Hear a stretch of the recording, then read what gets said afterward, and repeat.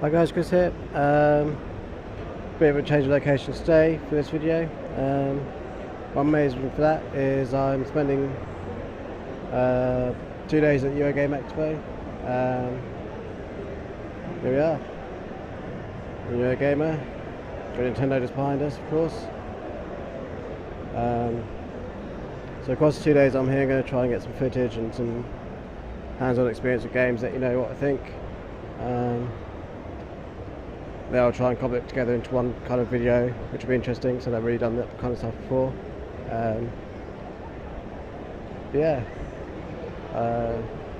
Had some really good time so far, but I'll let you know how I get on. See you next time. Hope you enjoy the video.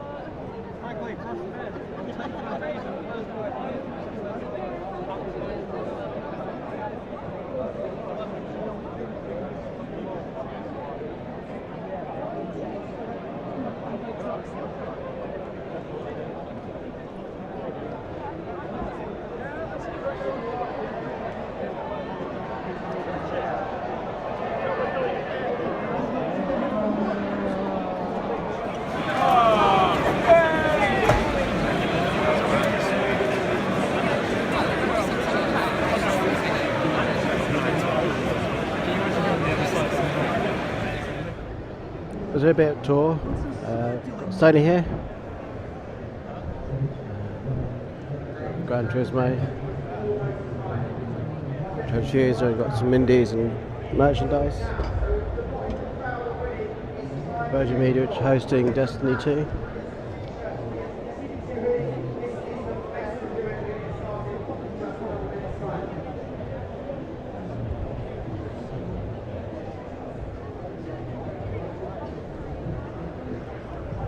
There's some kind of giveaway.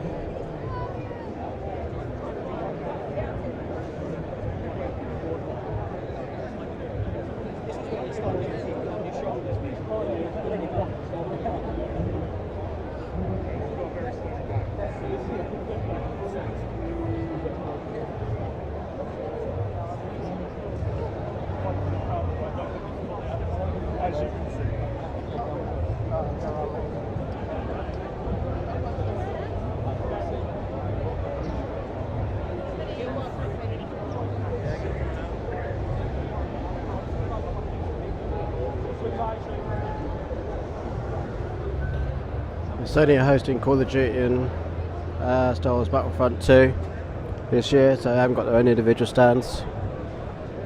Got Xbox over there. And they're hosting the Middle-earth Shadow War.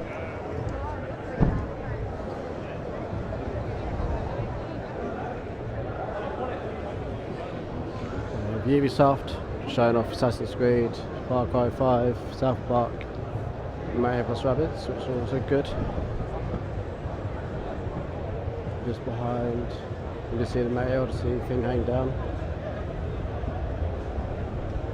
Have Nintendo and Sega.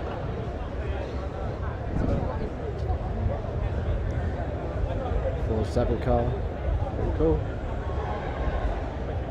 It's up the main games area. We've got some stands around the place.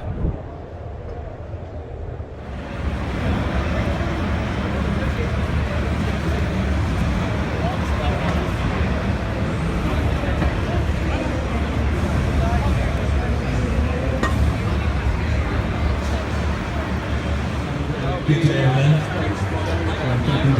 It is indeed. So yes, guys, if you pay attention to that strangely character at the front of the stand over there, you may have an inkling as to what might be yes. You guessed it.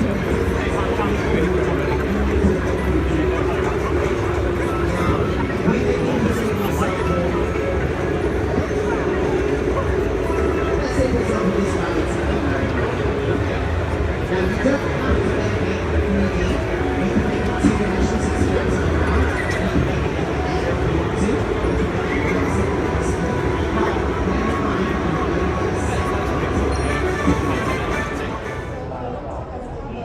can make it but bear in mind,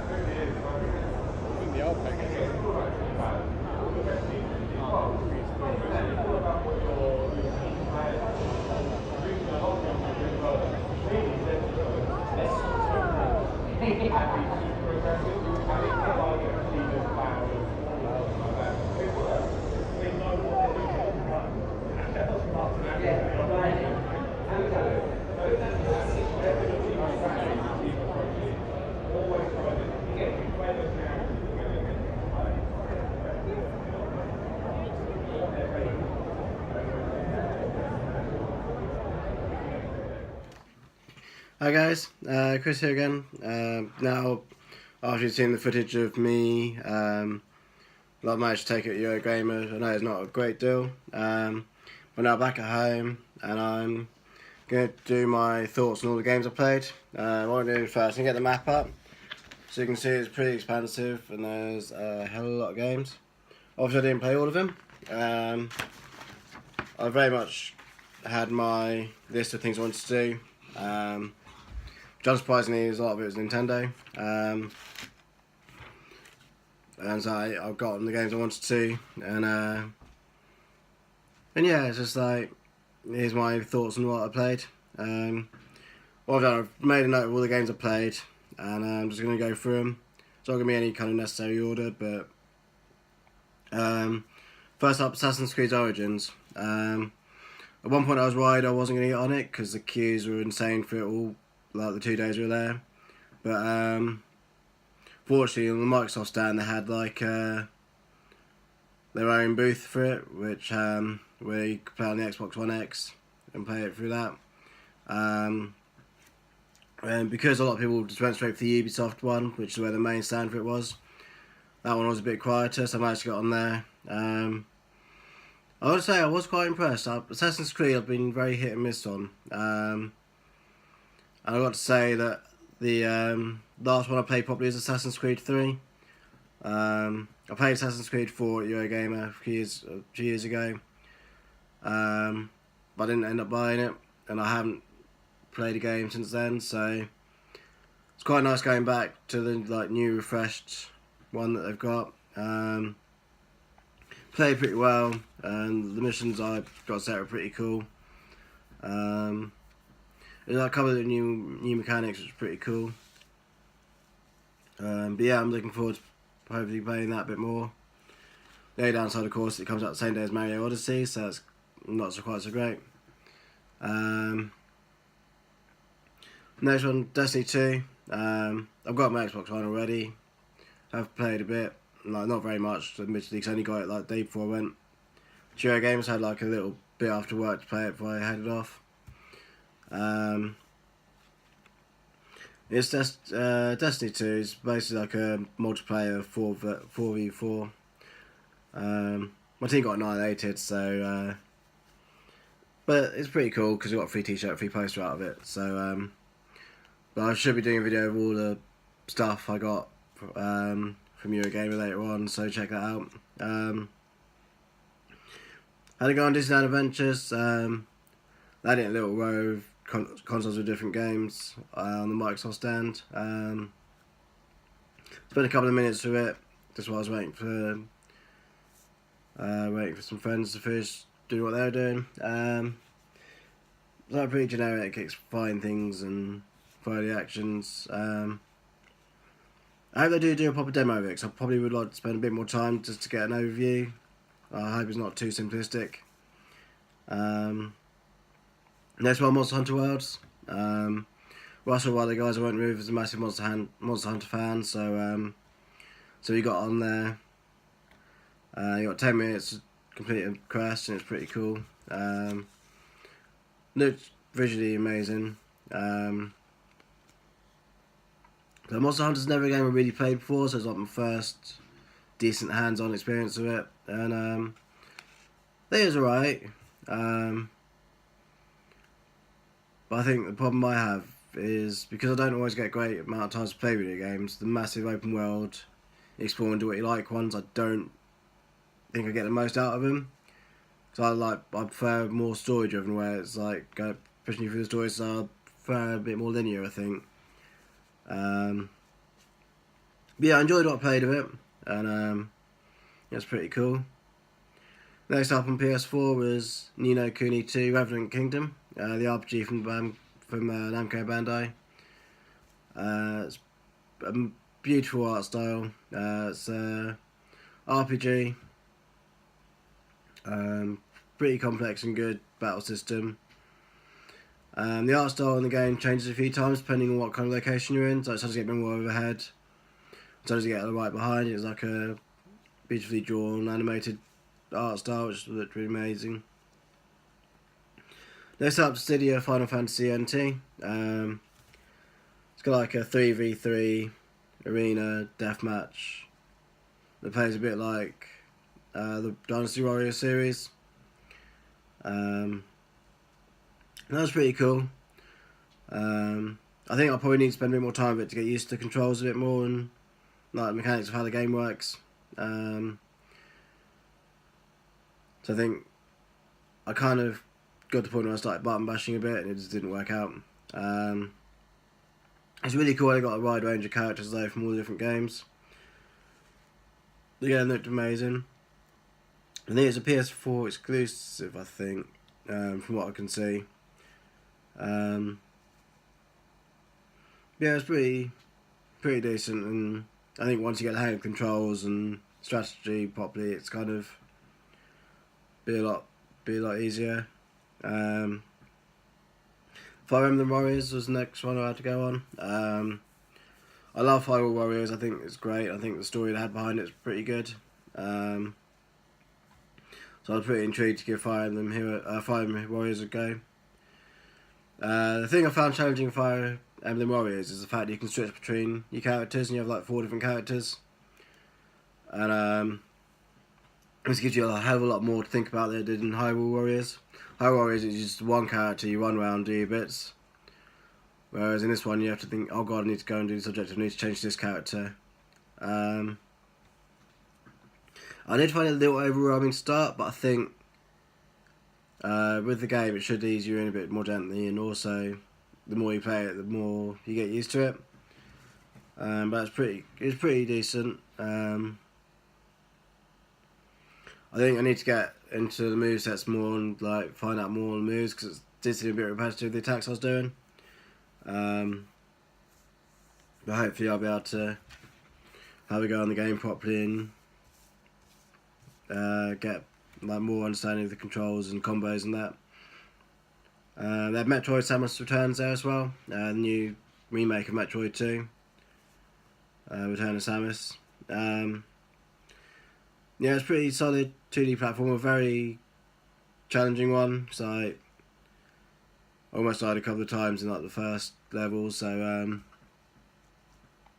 yeah, it's got a bit of a challenge to it. So it's if you're after a challenging side-scrolling platformer, an action game, that's probably one for you.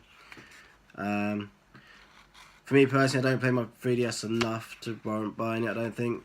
So I'm probably not going to buy it, but it is pretty decent. I did also lose my Skyrim virginity. I've never played Skyrim before this week for Eurogamer EGX, and they had it on the Nintendo Switch. I thought, okay, give it a go, and they had it going in handheld. So yeah, had it a go. Don't know if it's just it put me in a bad place to the game world, but I just walked around, didn't really come across much. Managed to kill a couple of wild animals, but yeah, no, it's just like I didn't really do much in like the 10 minutes I was there. But it looked good. Performed solidly while I was on it. I think controls might need to get a little getting used to. But it's pretty solid. Still undecided whether I'm going to get it or not. That's the main thing. I'm not sure whether I'll take the plunge and buy Skyrim. Next along is Sonic Forces. You can probably tell I'm a massive Sonic fanboy. Sonic was the first game I played on Sega Mega Drive many years ago. So yeah, Sonic Forces is pretty cool. First time I played it, I was a bit unsure. I was a bit concerned But I did play it a couple more times. I think it's the most played game. I went back like 3 times in the end. And it's like, I think once you get the controls and like get used to the handling, it's actually not that bad at all. There were a couple of levels where I seemed to have like buttons not responding as overly well on the Switch version, but I'm not sure that's to do with the Switch Pro controller they're using, because they're using like a third-party one that felt quite cheap. So I'm not sure if that's to do with the controller or the actual game, where like I thought I pressed jump but nothing happened kind of thing. But overall, I was pretty excited for the game still, and the story seems to be pretty awesome. I'm looking forward to the custom character. You can create your own character as well. The big one for me is Super Mario Odyssey. Pretty substantial queue most of the 2 days I was there, like at least half an hour. But I think it was worth it. So I did it once each day. The first day I did the Metro Kingdom. That's pretty cool. So much to run around and explore. You got 10 minutes playing it. I did try and go for the main missions, but I got so sidetracked with all the other bits you could do and other like mini levels hidden in it. It kind of ran out of time to complete the main mission I was going for, which is get the band together, which is in the E3 demo. I'm pretty sure it was the E3 demo that they had at Eurogamer, to be honest. The same 2 kingdoms, you had the Metro Kingdom and also the Sand Kingdom, which I played the second day. There's a lot to explore. I managed to get the first major part of the story quest, like the top of the highest tower done, which I was pretty chuffed about.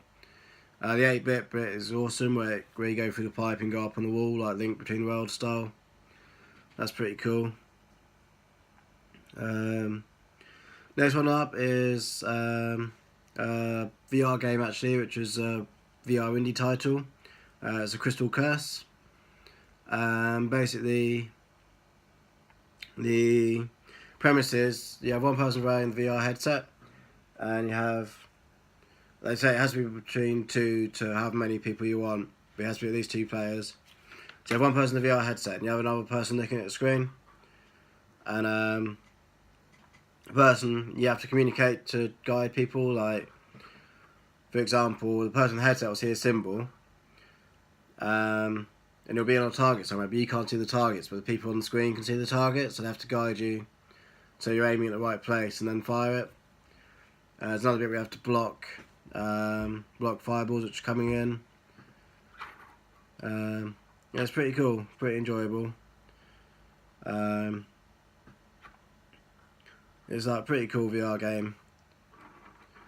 But hopefully it might be a little while before the tech comes cheap enough to consider doing it. But yeah, I enjoyed it and it was a lot of fun. Next up, Dandara, the indie title. I played the Switch version. Very much in the vein of Metroid and other 2D side scrollers. Pretty cool. You can change gravity in places, which is good. I only spent a couple of minutes with it because it didn't hold my interest that much. So Nature Zombie Apocalypse was another indie title we played. It's a Steam title, I think. And it's basically you take control of animal, choose a weapon, and you go around killing zombies in places like PTD Circus and other locations around the world. It's one of those swarm things where you get waves and waves of enemies and you just have to try and mow them all down before they get to you. And then played a bit of Overcooked, so now it's just come out on the Switch. Been up in an hour about it, so I had a quick go. Seemed alright. I'm not sure how it'll hold up in single player, and a lot of my gaming at the moment is single player unless I'm with friends. And then last one on my list is Worms WMD. So if you played Worms, you pretty much know what to expect. It's pretty cool. It's nice animated art style. But I don't know if it's intentional, but each team kind of look the same. You don't have individual characters, as it were, in your teammates. So in the version I played at EGX, you had one team was all wearing VR headsets, and the other team had blonde wigs on and looked like Donald Trump. So that's pretty funny. Whether it is meant to be a Donald Trump parody, I'm not sure, but that's what it looked like. So fair play on Team 17 for doing that. That rounds up the games that I played. A lot of other stuff that cool. Like I would have liked to get onto Star Wars Battlefront 2, but the keys for that were just insane. Cause that literally was just at the Sony booth, and had like a small like compartment for it. So it was pretty insane trying to get in there. But yeah, I think I got everything else that I wanted to really. I didn't go on Forza 7 purely because playing the Forza games, I'm more of a fan of the Forza Horizon style, which is a bit more arcadey, not such a accurate sim. So yeah, personally I prefer the Horizon series. So I don't think I missed too much by not going on there. But yeah, overall I think the expo was pretty cool. Some pretty decent games. I do miss it being in London. I know they moved it to the Birmingham NEC, so it'd be a bit more central to everyone. But I don't know, it's just like the atmosphere is different. Still great, still a lot of fun. But the Earls Court had a certain atmosphere and a buzz, and yeah, I felt I was kind of missing this year. But I don't know, it's because I haven't been for a few years. Because the last one I went to was 2014. Because I was in France in 2015 and I was on holiday last year, so I couldn't make it. But yeah, I think I'll have to sit and work out whether it's worth travelling up to Birmingham again for it. I did enjoy it, but it was a lot of money and a lot of travelling. That's kind of selfish, I think. But whereas in London, you literally got the train up to Liverpool Street, then the tube across to Earls Court, and there you go. But yeah, still a lot of fun. If you do get a chance to do it and you're into games, it's pretty worth doing. There's a lot of pre-release stuff there. There was quite a few recently released things as well, but there was a lot of stuff you could have a go on. And yeah, if you like my video and have any questions about EGX, comment below. And I hope you enjoyed my reactions and my hands-on opinions. And yeah, I'll speak to you next time. See you guys.